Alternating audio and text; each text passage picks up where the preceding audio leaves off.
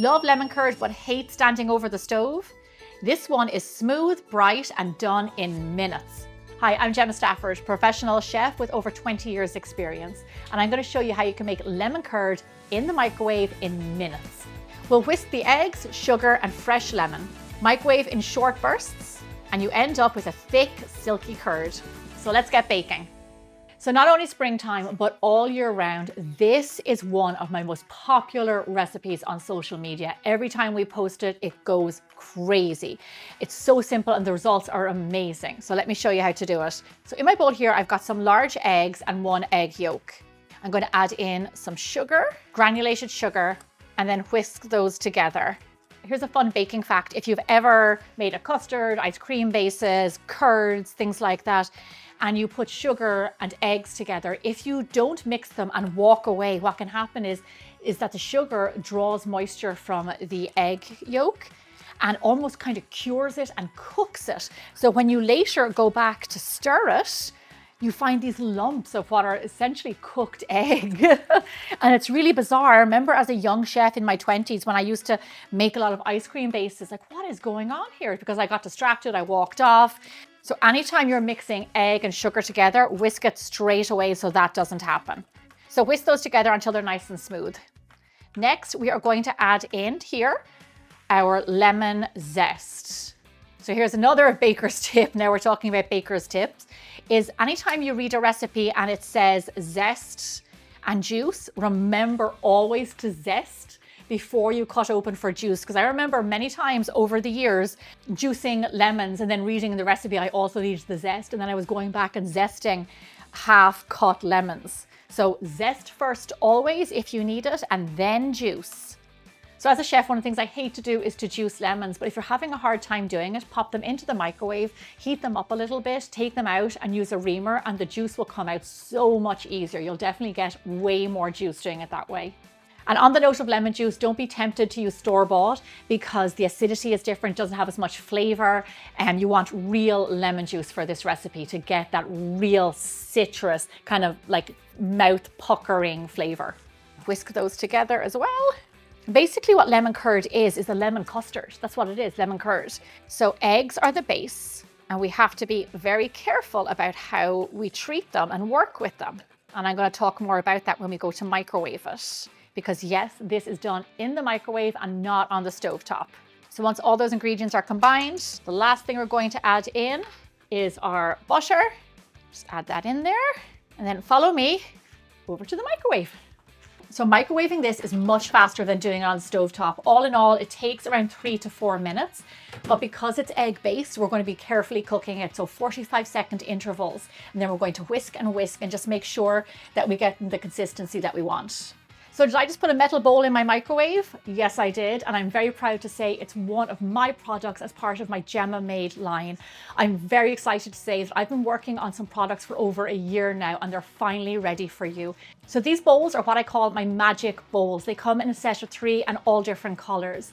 They are lined with stainless steel with plastic on the outside.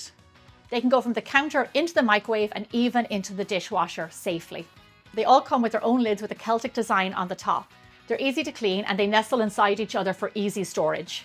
I made these bowls with myself and you guys in mind, because when you're a baker and you're making brownies and batters and curds where you have to melt chocolate and butter, you can do it all in this one bowl. For more information about this product and my others, visit the URL on screen or visit the description box below.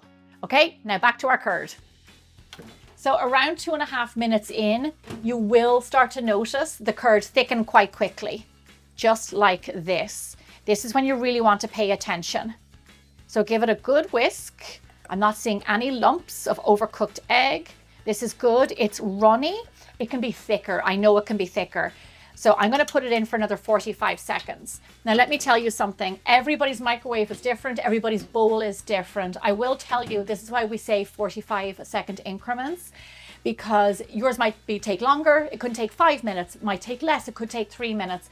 So I just want you to just keep a close eye on it and err on the side of caution so you don't end up with lemony scrambled eggs. So there we are. So it did take us a little over 4 minutes. My microwave is 1200 watts. So check the wattage of your microwave, lots of them are 900. So it might take you a little bit more time. This is why we go low and slow. Now this is nice and thick. I can see a kind of a ribbon of curd, but let me tell you something, because this is egg based, it's custard based, what happens with these kinds of recipes is that once they cool, they continue to cook. And what happens when they continue to cook is that they thicken. So by the time our curd has cooled, it will be much thicker. So just factor that in case you're wondering, is it a bit too runny? If it's along these lines, don't worry, because it'll cool and it will thicken up a lot. So follow me over to the countertop and we're going to pass it through a sieve. So my curd did take a little over 4 minutes. So now what we're going to do, the next step with any kind of a curd or custard actually, is to pass it through a sieve. This is to remove any type of lumps we might have gotten, and that is totally possible. Pass it through there. Any little lumpy bumpy bits will soon be gone. With a curd, you want it to be silky smooth, just like velvet. So don't skip this step. As you can see in my sieve, there's a few pieces of egg white. That always happens to me. Nothing wrong with that, it's very common. And then also our citrus zest is going to remain in the sieve. It already provided what we needed, which is lovely flavor. Now, the nature of curd and something like a creme patisserie that is a thickened custard is that it can form a skin. So to prevent this, while it is still warm, lay cling wrap directly on the surface. This will stop air getting at it and preventing it from getting a skin. If it gets a skin, it will not be pleasant. It would not be nice to eat, and you'd have to remove it. So laying this directly on prevents that. Because our curd is hot, you want to let it sit out at room temperature until it goes cool enough to cover and put in the fridge. Once it's in the fridge for a few hours, it'll thicken and be ready to use. Once your curd is chilled, it's going to be nice and thick, just like this. I love having curd on hand. Not only is it lovely by itself with some yogurt or some ice cream, it's fantastic to add to pavlovas or even the filling for a cake. What I like to do, because I just made some Irish soda bread scones, is have it on a freshly baked scone with some lightly whipped cream on top. Rich, creamy, thick and bright, this lemon curd is the real deal, made at home with good quality ingredients in a fraction of the time it takes on the stovetop. The real secret ingredient here is the microwave. I really hope you enjoyed this video, and for lots of recipes just like this one, stick around. I've got hundreds of them for you to check out.